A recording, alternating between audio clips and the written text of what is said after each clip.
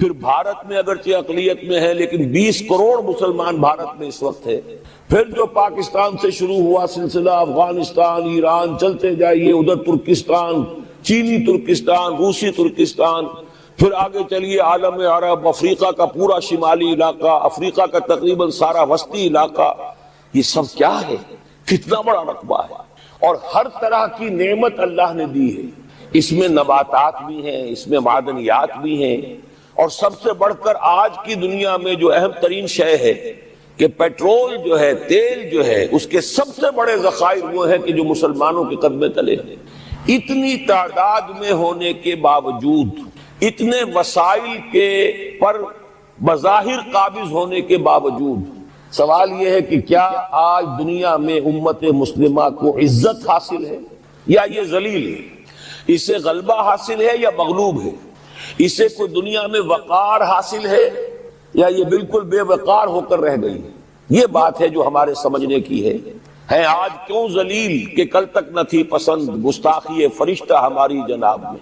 اس وقت صورت یہ ہو چکی ہے، آپ کو معلوم ہے کہ ہر جگہ پر پسماندگی کا نشان مسلمان ہیں.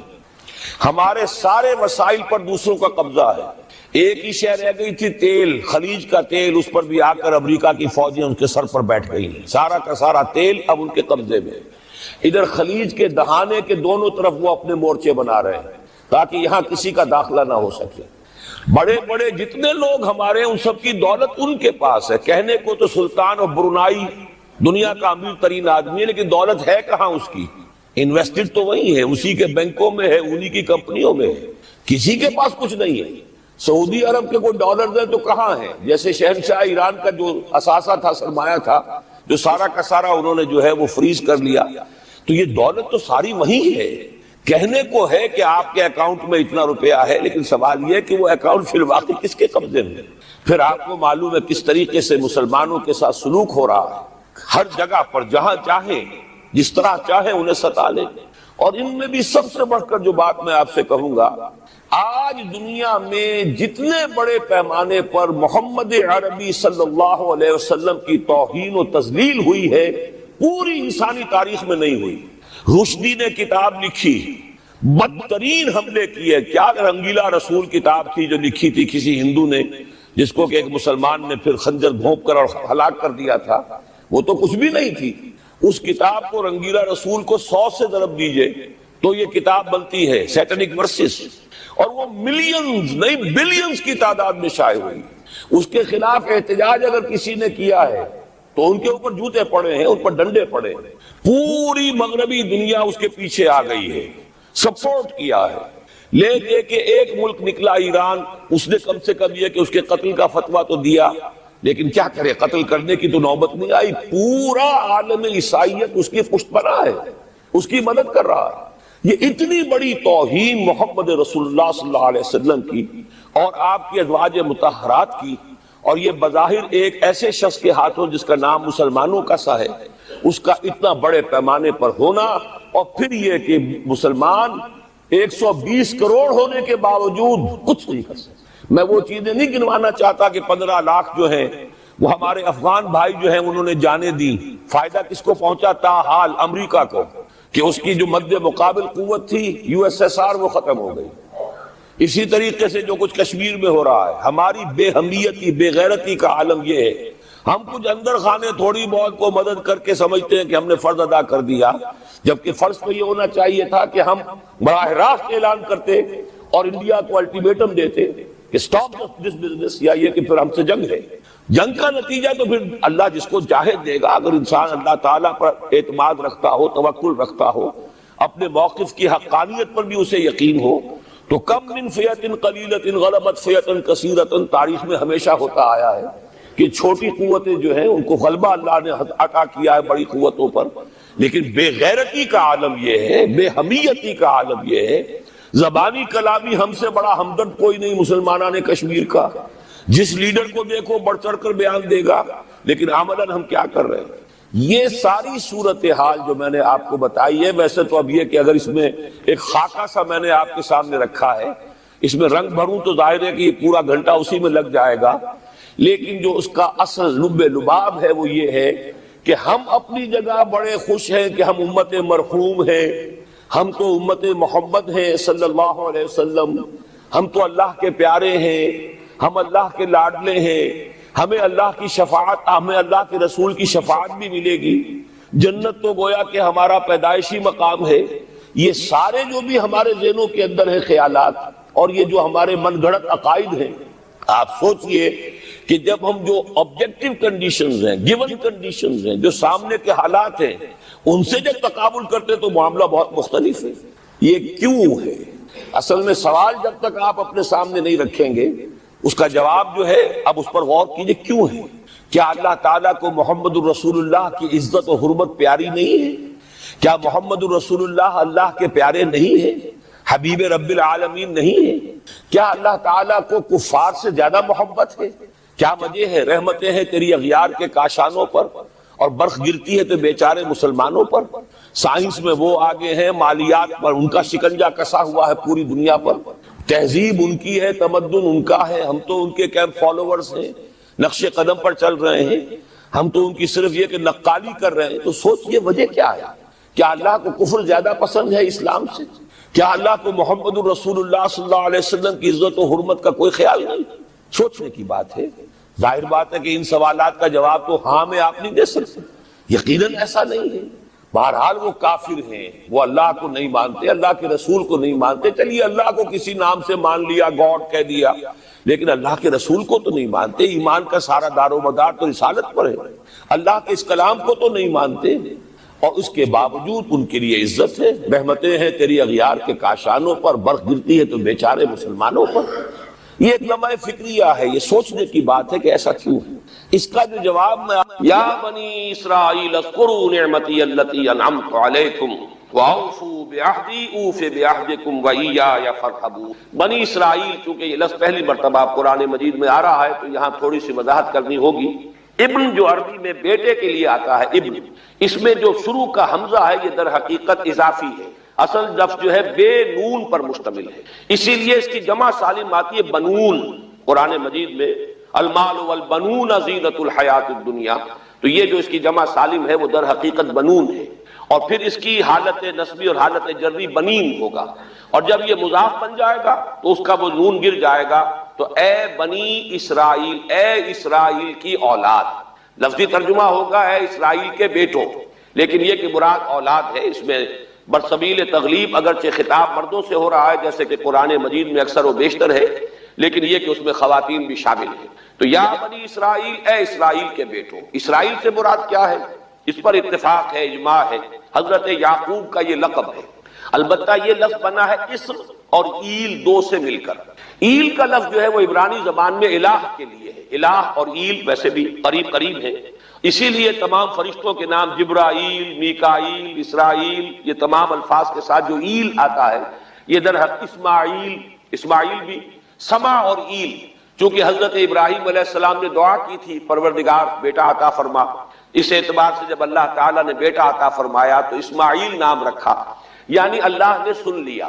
جیسے ہمارے ہاں دیہات میں یہ خاص طور پر جانگلی علاقہ جو کہلاتا ہے، اللہ ڈوایا، اللہ سنیا، یعنی یہ اللہ نے جس کے بارے میں ہماری دعا سنی اور ہماری استدعا کو قبول فرمایا، تو یہ گویا کہ اسماعیل کے معنی یہ ہے۔ تو اسرائیل جو ہے اسر اور ایل سے مل کر بنا ہے۔ عبرانی اور عربی زبان کے بارے میں یہ اختلاف ہے، ایک رائے تو یہ ہے کہ ماں بیٹی کا رشتہ ہے، عربی زبان عبرانی سے نکلی ہوئی، لیکن زیادہ اکثر محققین کی رائے یہ ہے کہ یہ دونوں بہنیں ہیں، کوئی اور کامن زبان تھی سیمیٹک لینگویج ابتدائی جس سے کہ یہ دونوں زبانیں پھر وجود میں آئی ہیں، گویا کہ ان کے درمیان رشتہ جو ہے وہ بہنیں ہونے کا ہے، ماں اور بیٹی کا نہیں ہے، لیکن ظاہر بات ہے کہ مشابہت اور ان کے اندر جو ہے قرب جو ہے اور مناسبت وہ بہت نمایاں ہے۔ اسر کے دو ترجمے کیے ہیں، یہودی علماء تو اس پر بہت زیادہ جزم کے ساتھ قائم ہے کہ اسر سے مراد ہے بطن، یعنی رجل عظیم، جواں مرد، بہت باہمت انسان، اس لیے کہ ان کے ہاں یہ عقیدہ ہے اور بڑی تحریف جو ہوئی ہے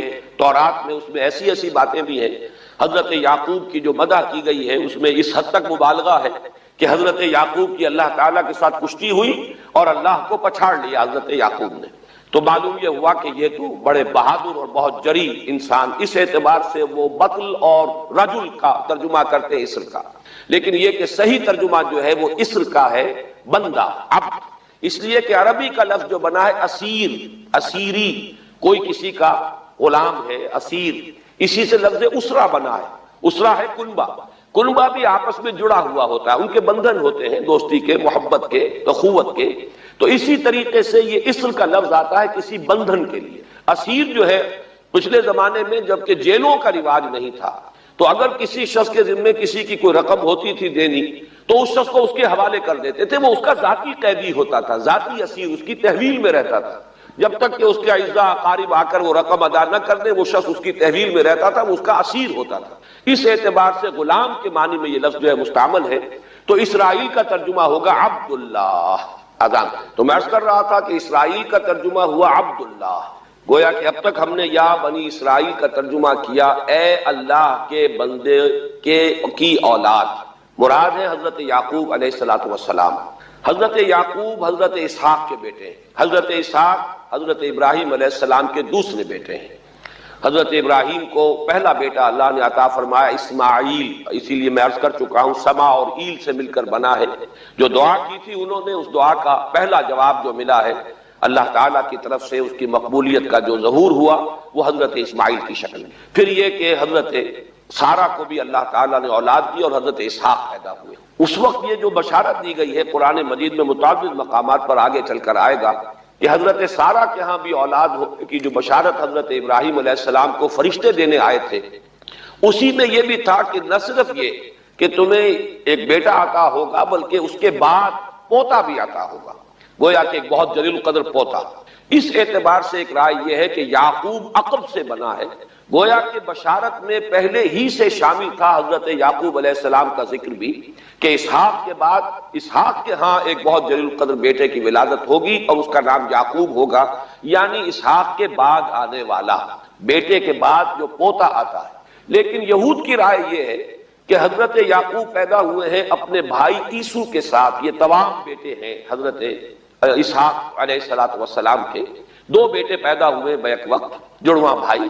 پہلے حضرت عیسو کی ولادت ہوئی ہے، اور تورات کے الفاظ یہ کہ یعقوب اپنے بھائی عیسو کی ایڑیاں پکڑے ہوئے تولد ہوا، تو چونکہ حضرت عیسو کے بعد حضرت یعقوب کی ولادت ہوئی ہے تو گویا کہ اس وجہ سے ان کا نام حضرت اسحاق نے یعقوب رکھ دیا، عقب میں آنے والا، بعد میں آنے والا۔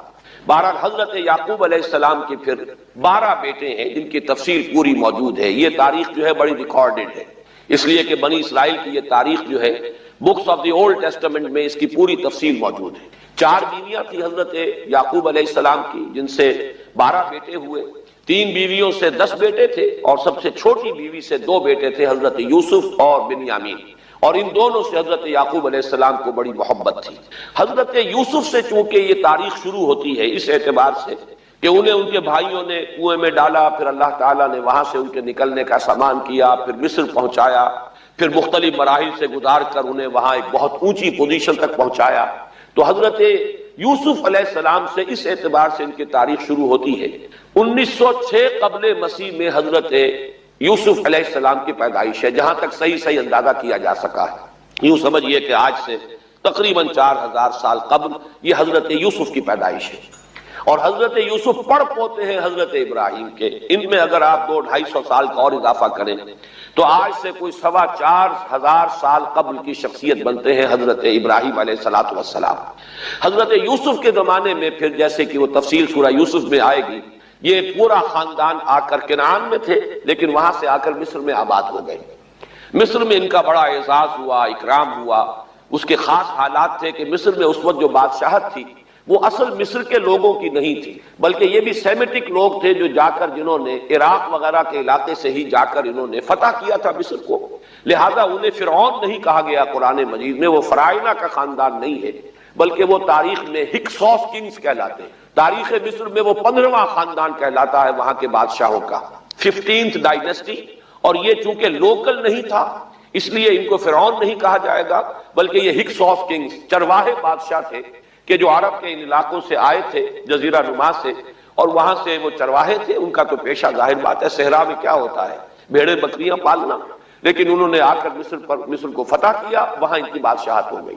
محسوس ایسا ہوتا ہے کہ ایک سیاسی پہلو موجود تھا، وہ جو بادشاہ مصر نے جس طریقے سے اعزاز کیا ہے حضرت یوسف علیہ السلام کا، پھر جو اختیار دیا، جو اقتدار دیا، جو ان کو حیثیت دی، پھر انہیں اجازت دی کہ اپنے پورے خاندان کو بلا لیں، اور پھر مصر کا بہترین جو زرخیز ترین علاقہ تھا وہ انہیں عطا کر دیا کہ یہاں آباد ہو جاؤ، جوشن کا علاقہ، یا گوشن بھی کہتے ہیں، جشن بھی کہتے ہیں۔ یہ جو نائل کا ڈیلٹا ہے کہ جو جا کر آپ کو معلوم ہے کہ دریا جو ہیں جب بہت سی شاخوں میں تقسیم ہو جاتے ہیں سمندر میں گرنے سے قبل، تو وہ ڈیلٹا جو ہے زرخیز ترین علاقہ ہوتا ہے۔ آرٹیفیشل اریگیشن کے اور نظام تو تھے نہیں، جہاں دریا ہی چھوٹی چھوٹی نہروں کی شکل اختیار کر لے وہاں گویا کہ وہ فطری طور پر جو ہے بڑے وسیع رقبے کے اندر اریگیشن ہو سکتی ہے۔ تو اس ڈیلٹا کے علاقے میں بہترین علاقہ ان کو دیا گیا، وہاں آباد ہو جاؤ۔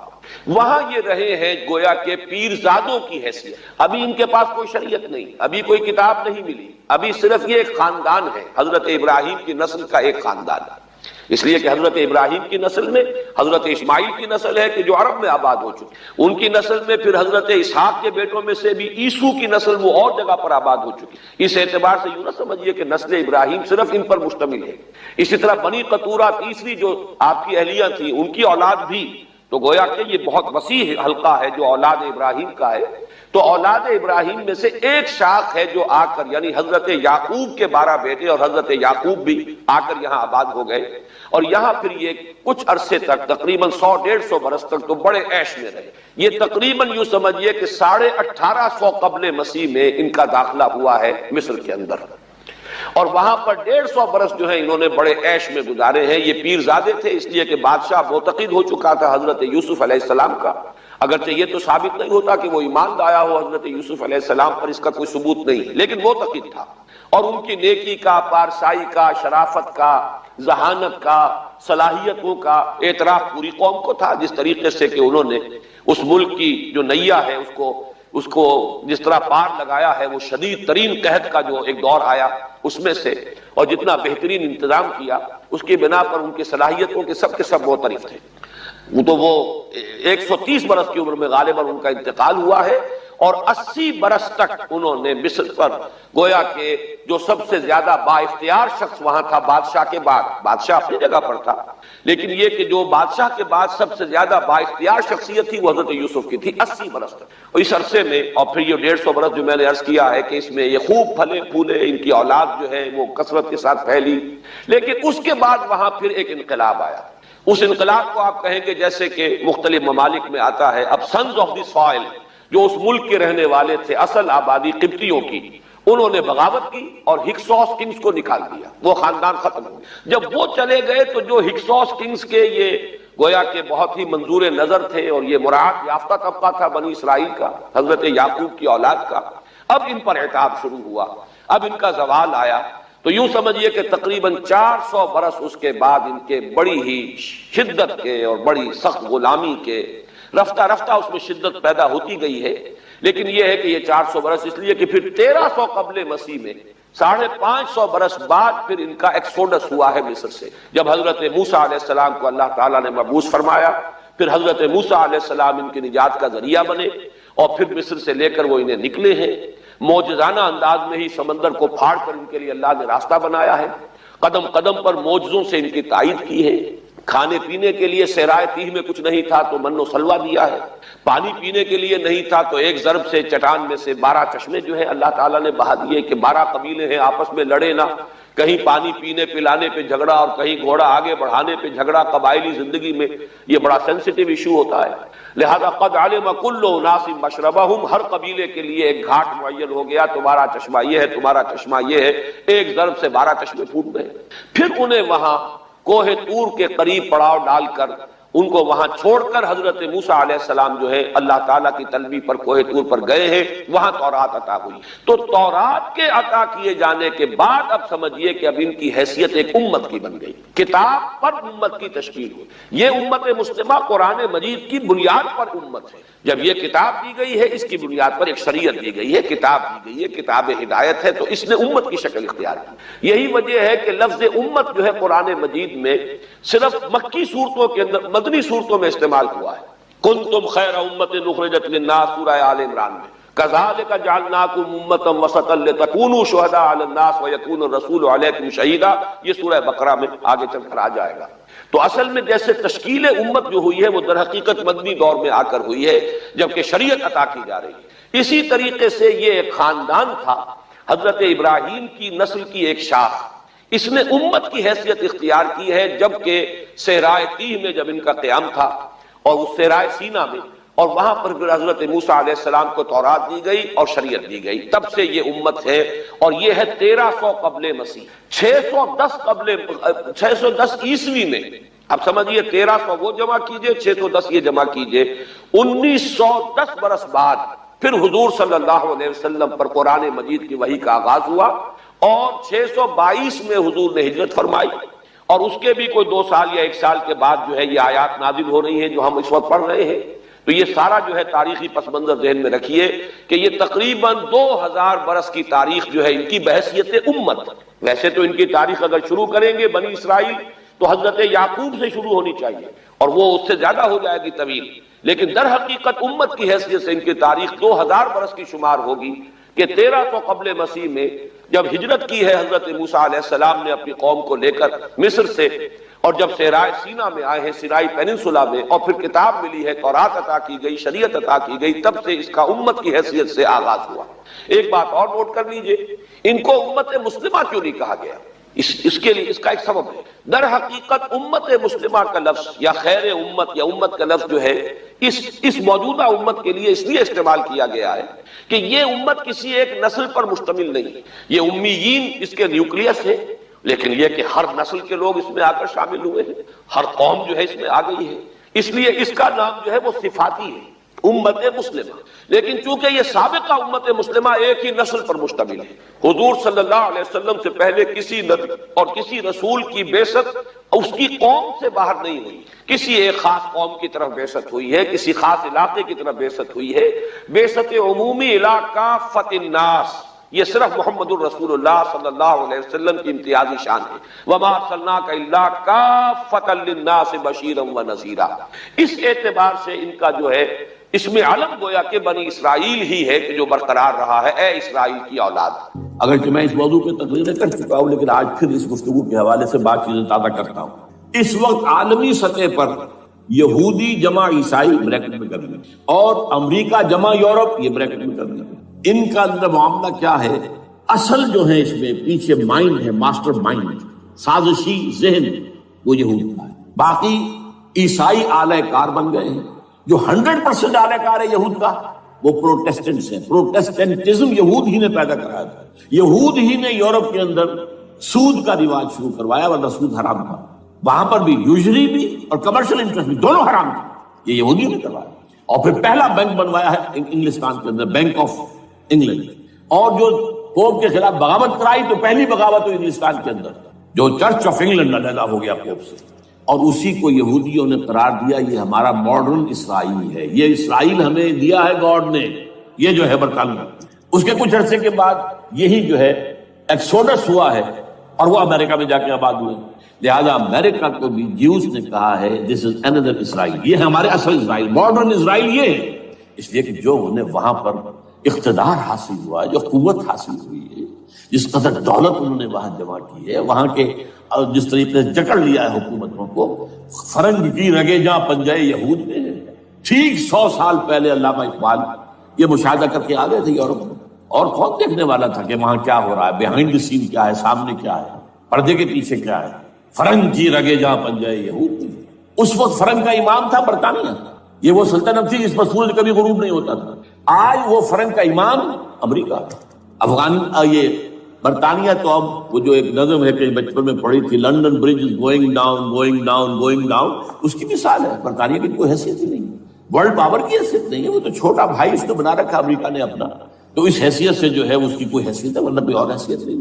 بہرحال ان دونوں میں یہ ہے کہ پیچھے ماسٹر مائنڈ، سازشی ذہن، پلاننگ، اسکیم ساری یہودی، اعلی کار امریکہ سب سے بڑھ کر، اس کے بعد برطانیہ، اور اس میں اصل پروٹیسٹنٹس، ان میں بیپٹسٹ، ان میں اس سے بھی آگے بڑھ کر ایونجلسٹ جن کو کہتے ہیں بورن اگین کرسچنز، جن کو کہتے ہیں نیو کنزرویٹو کرسچنز، یہ تمام اصطلاحات آپ اخبارات میں پڑھتے ہوں گے، ان کو گروپ کرنا، یہ اصل خانہ کا، ان کو ایک نیا نام دیا گیا ہے کرسچین زائنسٹ۔ ایک یہودی زائنسٹ ہیں، سارے یہودی زائنسٹ نہیں ہیں، بہت سے یہودی ہیں جو یہ زائنسٹ کے مخالف ہیں۔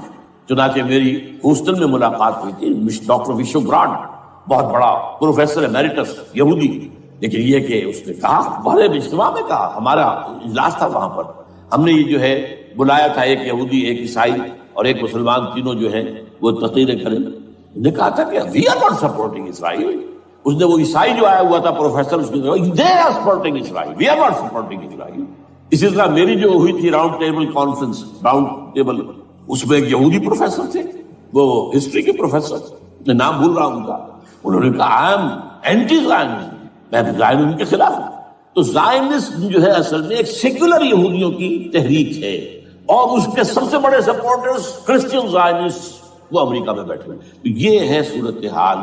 یہ جان لیجئے کیتھولکس جو ہیں یہ اتنے پرو یہودی نہیں ہیں، اب رفتہ رفتہ وہ بھی اس کے اندر آ کر شامل ہو گئے۔ یورپ جو ہے زیادہ کیتھولکس ہے، رومن کیتھولکس کا یہ بھی آپ نے جملہ پڑھ سنا ہوگا کہ یہ جو ترکی جو ہے ہمارا ملک، یہ جو کوشش کرتا رہتا ہے گھسنے کی یورپین یونین کے اندر، تو ایک دفعہ جان شراق نے کہا تھا، بڑا پیارا جملہ تھا، Why doesn't Turkey understand that we are a Christian club؟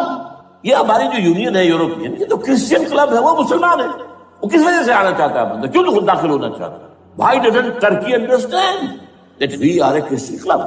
لیکن یہ ہے رومن کیتھولکس، اور ان کا میں بعد میں آپ کو بتاؤں گا۔ یہی آپ کو معلوم ہے کہ یورپ نے عام طور پر اسرائیل کا اتنا ساتھ نہیں دیا جتنا جو امریکہ دیتا رہا ہے، اور کسی درجے میں ان کے دلوں میں سافٹ کارنر جو ہے عرب فلسطینیوں کے لیے بھی رہا ہے۔ یہ معاملہ ایران کے بارے میں بھی رہا ہے، جس قدر اسٹرانگ ایکشن امریکہ لینا چاہتا ہے، یہ جو ہے اس کے ساتھ نہیں ہے۔ تو یہ دونوں کا فرق ہے، وہ میں اس کا ایک بنیاد بعد میں بتا دوں گا۔ بہرحال ان کا ایک جو ایجنڈا ہے وہ دو، سمجھیے کہ دو اس کے نکات ہیں، دو رسیوں کے مانند یہ آپس میں بٹا ہوا ہے۔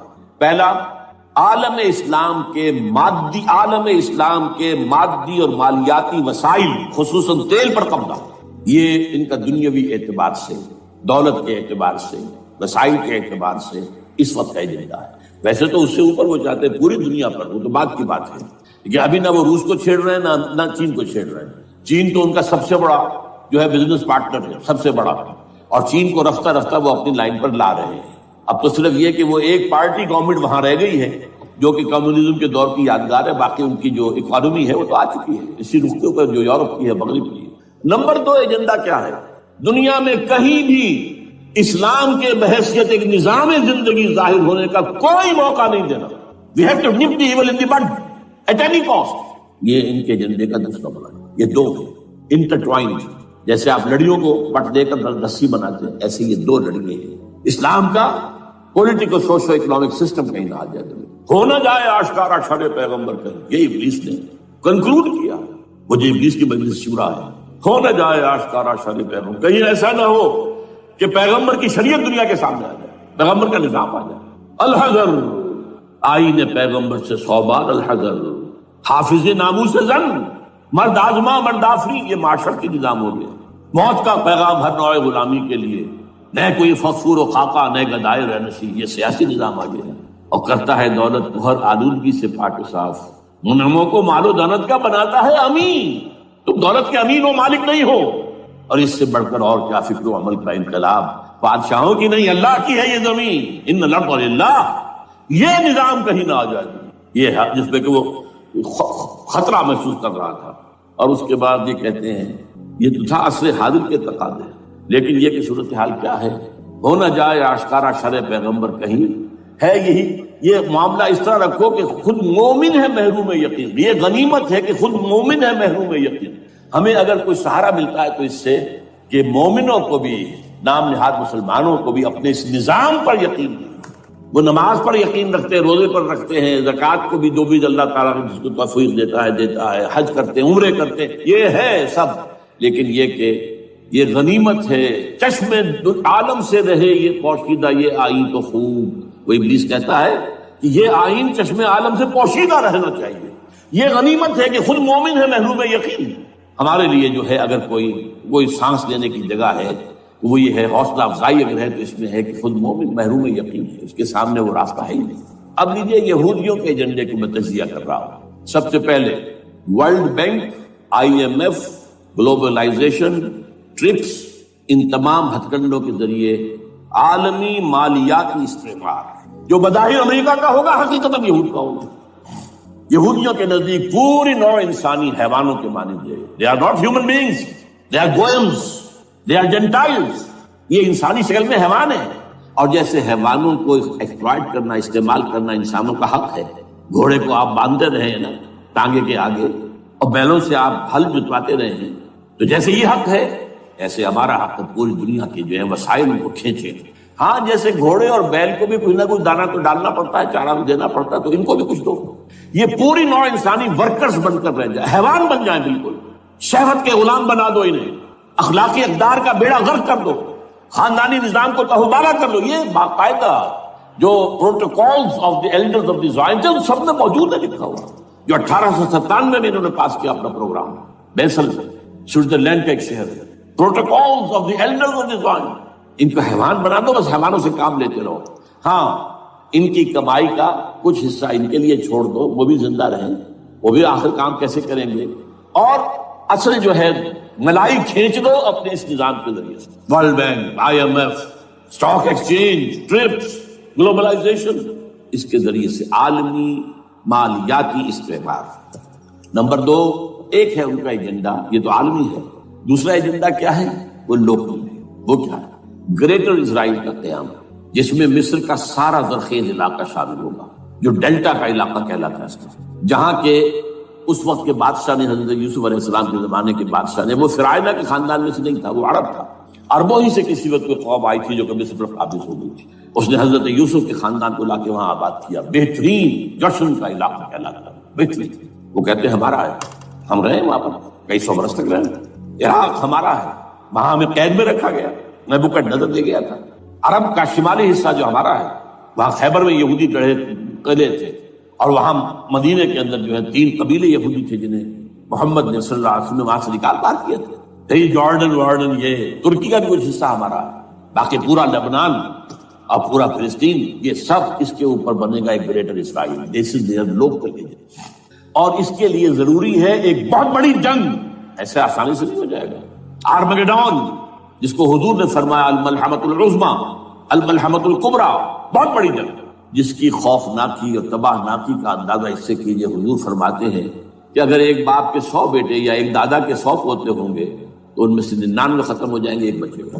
اور ایک جگہ فرماتے ہیں اتنی اموات ہوں گی، اتنی لاشیں ہوں گی کہ ایک نفاست پسند پرندہ جو ہے، جو گندگی پہ نہیں اترنا چاہتا، ایک تو ہے یہ کوے، چیلیں، گدھ، وہ تو گندگی ہی کی تلاش میں ہے مردار کھانے کے لیے، وہ تو لاشوں کو نوچ رہے ہوں گے۔ وہ پرندہ جو ہے نفاست پسند پرندہ، وہ نہیں اتر سکے گا، اڑتا اڑتا چلا جائے گا، لیکن لاشوں کا سلسلہ ختم نہیں ہوگا، یہاں تک کہ تھک ہار کر لاشوں پر گر جائے گا۔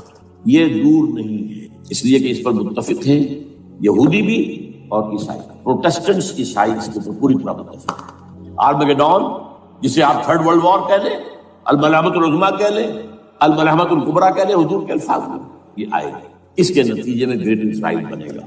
نمبر 3، پھر بنے گا تھرڈ ٹیمپل، جو ٹائٹس نے گرا لیا تھا 70 میں، سن 70 عیسوی، جسے گرے ہوئے کتنا عرصہ ہو گیا؟ 2008، اندازہ کر لیجیے 1800 کتنے برس ہو چکے۔ وہ دوبارہ بنائیں گے تھرڈ ٹیمپل، اور اس کے لیے مسجد اقصیٰ کو گرائیں گے، اور ڈوم آف دی راک، قبۃ الصخرہ، وہاں لا کر پھر اس میں کنگ ڈیونز تھرون لا کے رکھا جائے گا۔ یہ بھی میرے علم میں پہلی مرتبہ اسی ٹرمپٹ کی اشارے سے آیا۔ وہ کیا ہے؟ حضرت داؤد کا، آج سے کتنے ہزار سال پہلے کی بات ہے، اندازہ کیوں؟ 1000 قبل مسیح، اور یہ اب 2000 ہو گیا عیسوی، 3000 برس تو ہو گئے۔ وہ کیا تھا؟ ایک پتھر تھا جس پر بٹھا کر حضرت داؤد کی تاج پوشی کی گئی، پھر اسی پر حضرت سلیمان کی تاج پوشی، پھر اسی پر ان کے بادشاہ آتے رہے، تاج پوشی ہوتی گئی۔ ٹائٹس نے جب گرایا ہے سن 70 عیسوی میں، یروشلم کو برباد کیا، 1,33,000 یہودی ایک دن میں قتل کیے، ایک دن میں، باقی نکال دیا، بھاگ آیا۔ اس کو کہتے ہیں diaspora, that started in 70 AD، یہ منتشر ہو گیا، جس کا جال سنگھ سمایا چلا گیا، یورپ میں چلے گئے، شمالی افریقہ میں، مسلمان ملکوں میں، انڈیا میں آ گئے، ایران میں آ گئے، سب جگہ وہاں سے نکال دیے گئے۔ ڈائسپورا بہرحال وہاں سے وہ ٹائٹس وہ پتھر لے گیا، وہ روم میں لے گیا، روم سے کسی طرح وہ آئرلینڈ پہنچ گیا۔ آئرلینڈ پیور کیتھولک ملک ہے، آپ کو معلوم ہے، اور وہاں پر پروٹیسٹنٹس کی اور کیتھولکس کی جنگیں ہوتی رہتی ہیں۔ کبھی بھی شیعہ سنی مسلمانوں کی اس طور سے خانہ جنگی نہیں ہوئی ہے جیسے کہ وہاں ان دو عیسائیوں میں کیتھولکس اور پروٹیسٹنٹس میں ہوتی ہے۔ وہ رومن کیتھولک ملک ہے۔ وہاں سے وہ انگلینڈ میں آیا۔ انگلینڈ میں جب آ گیا، بلکہ وہاں سے اسکاٹ لینڈ سے انگلینڈ میں پھر اس کو ایک کرسی کے اندر اس کی سیٹ کی حیثیت سے بنا کر ایک تھرون کی شکل دے دی گئی، اور وہ جو ویسٹ منسٹر ایبے ہے، برطانیہ کے پارلیمنٹ کے ساتھ جو چرچ ہے ویسٹ منسٹر ایبے، وہاں اس کو لا کے رکھ دیا گیا۔ اس وقت سے برطانیہ کے بادشاہوں اور ملکاؤں کی تاج پوشی وہاں ہوئی۔ تو ایک یہ ہے کہ پھر اس کو لا کر وہاں رکھیں گے۔ اب یہاں سے اختلاف ہے، یہ نوٹ کریں، یہاں تک عیسائیوں کا یہودیوں کا ایجنڈا ایک ہے، یہاں اختلاف ہے۔ یہودیوں کے نزدیک ان کا مسیح آئے گا اور وہ وہاں بیٹھ کر پوری دنیا پر راج کرے گا۔ وہ مسیح جس کی خبر دی گئی تھی شروع کی کتابوں میں، جو تورات کی اب ابتدائی کتابیں ہیں، وہ تو حضرت مسیح کی شکل میں آ گئے۔ دی پروفیسی واز فلفلڈ۔ یہودیوں نے نہیں مانا، انہیں تو قرار دیا جادوگر ہے، کافر ہے، مرتد ہے، ولد الزنا ہے، اور اپنے بس پر کے سولی پر چڑھا دیا۔ وہ دوسری بات ہے، اللہ نے کیا کیا، وہ ایک علیحدہ مسئلہ ہے۔ چنانچہ یہ کہ دی سچویشن از ویکنٹ، وہ مسیحا کی جگہ ابھی باقی ہے ان کی، and they are waiting for ہم۔ تو وہ آئے گا اور وہ یہاں اس تخت داؤد پر بیٹھ کر پوری دنیا پر ہوگا۔ عیسائیوں کا کہنا کیا ہے کہ در حقیقت حضرت مسیح نازل ہوں گے، سیکنڈ کمنگ آف جیسس، جس کو ہم بھی مانتے ہیں۔ اگرچہ ہوگا کیسے، حالات و واقعات کا کیا ہمارے نزدیک رنگ ہے وہ کچھ مختلف ہے، وہ ویسے بیان نہیں کر سکتا۔ حضرت مسیح علیہ السلام پھر اس تخت پر بیٹھیں گے ان کے عیسائیوں کے مطابق۔ چنانچہ پوپ جو مر گیا ہے، پال سیکنڈ، اس کو یہ ٹرمپٹ والے کہتے ہیں شیطان، اور ان کا کہنا یہ ہے کہ اس شیطان نے the old ancient Roman holy Roman empire کو ریوائیو کیا ہے یونائٹڈ یورپ بنا کر، اور ان کا مقصد کیا ہے کہ یہ فلسطین میں ایک رومن کیتھولک حکومت قائم کرنا چاہتے ہیں۔ یہودی اپنی حکومت چاہتے جو ہے، اور وہ اپنی حکومت چاہتے ہیں، یہ ان کا کہنا ہے۔ یہ میں نہیں جانتا کہ اس میں کس حد تک ایک دوسرے پر الزام درست ہے، لیکن جیسے کہ آپ کو معلوم ہے کہ انڈونیشیا کے اندر بھی ہوا تھا، ایک جزیرے کو تقسیم کر دیا، ایک حصہ جو ہے اس کا وہ رومن کیتھولک ریاست بن گیا۔ شاید نائجیریا میں بھی اس طرح کا معاملہ ہوا کہ تھوڑے علاقے کے اندر وغیرہ وغیرہ۔ تو یہ ہے، لیکن بہرحال یہ ان کا۔ عیسائیوں کا معاملہ کیا ہے؟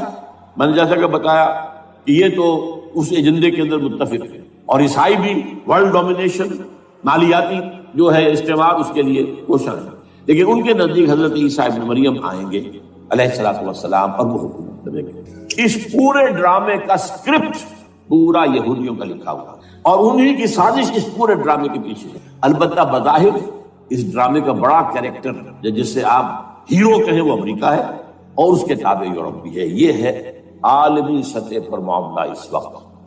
ویسے میری 2 کتابیں جو ہیں اس پر، کتابچے ہیں، 4 سال پہلے میں نے اسی مقام پر 2 تقریریں کی تھی، ایک موجودہ عالمی حالات اور اسلام کا مستقبل، وہ دوسرا حصہ جو میں اس وقت نہیں چھیڑ رہا، ہوگا کیا اصل میں، جس میں یہ ہے کہ کہیں اسلامی ریاست قائم ہو، خلافت کا نظام قائم ہوگا کہاں ہوگا یہ میں بات نہیں کر رہا۔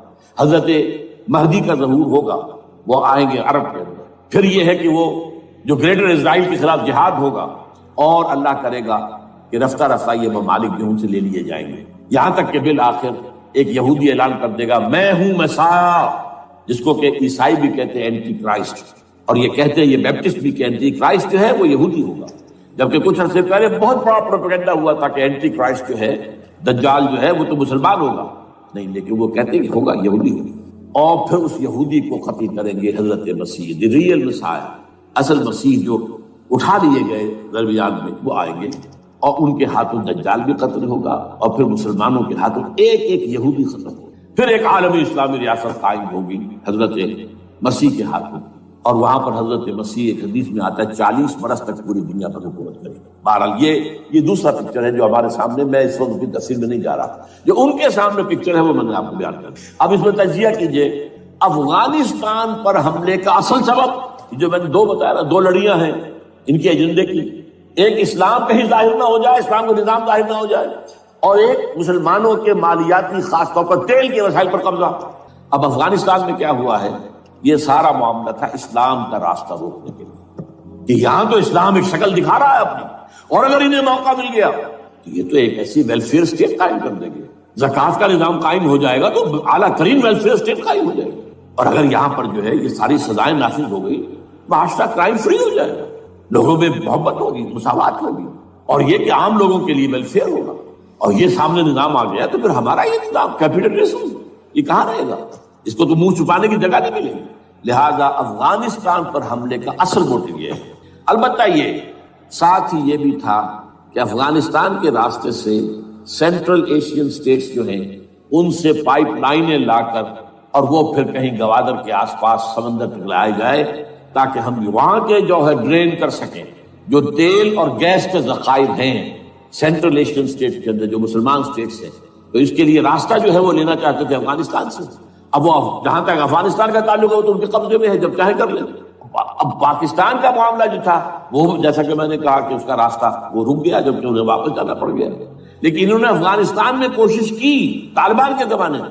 یونیکول جو ہے ان کی سب سے بڑی جو ہے کمپنی ہے، اس نے مذاکرات کیے.